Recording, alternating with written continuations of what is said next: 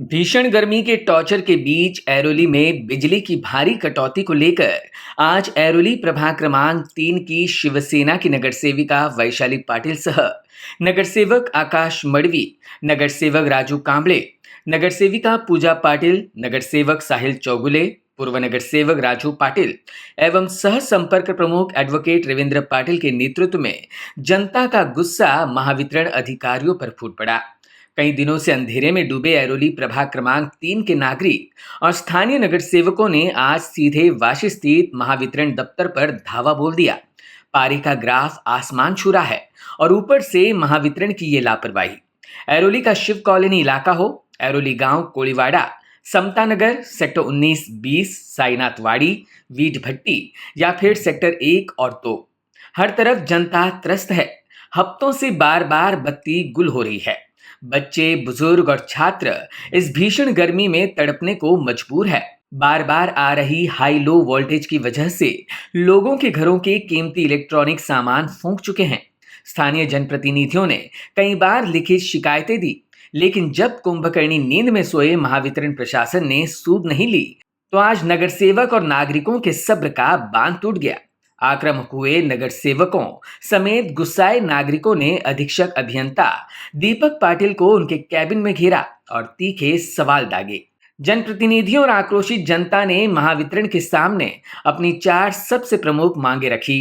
पहली मांग, पूरे प्रभाग के सभी तकनीकी दोषों को तुरंत ठीक कर बिजली सप्लाई सुचारू की जाए।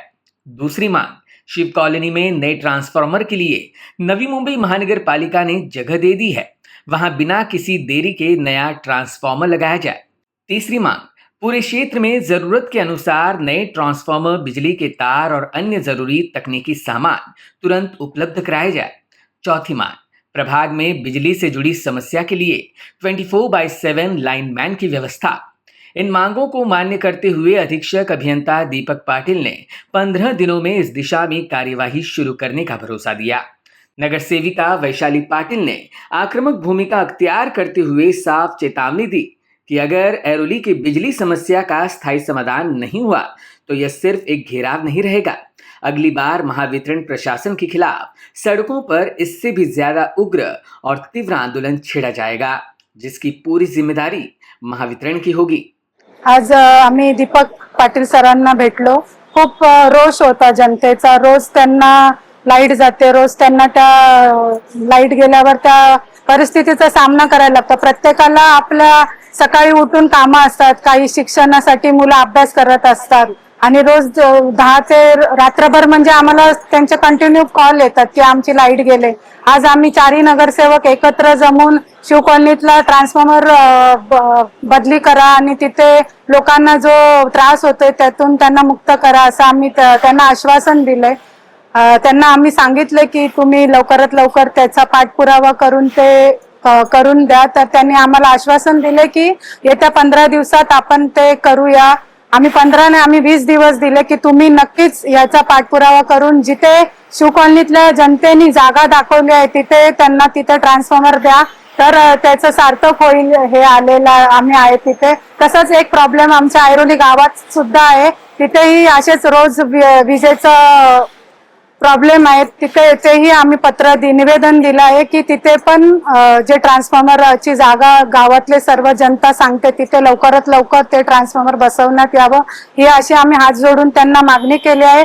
जर त्यांनी ते पाठपुरावा केला नाही तर ते हात सोडण्याची पण आम्ही म्हणजे आता पुढे करायलाच लागेल, कारण जनताचा रोष खूप वाढत चालला आणि इथल्या सर्व अधिकाऱ्यांनी त्याचा गांभीर्याने लक्षपूर्वक त्यांनी लक्ष दिलं पाहिजे। तो अधिकारी असेच म्हणजे आश्वासन देत आहेत आणि काम करत नाहीये, त्याच्याचमुळे आज हा रोष जनतेचा इथे पाहायला मिळतोय।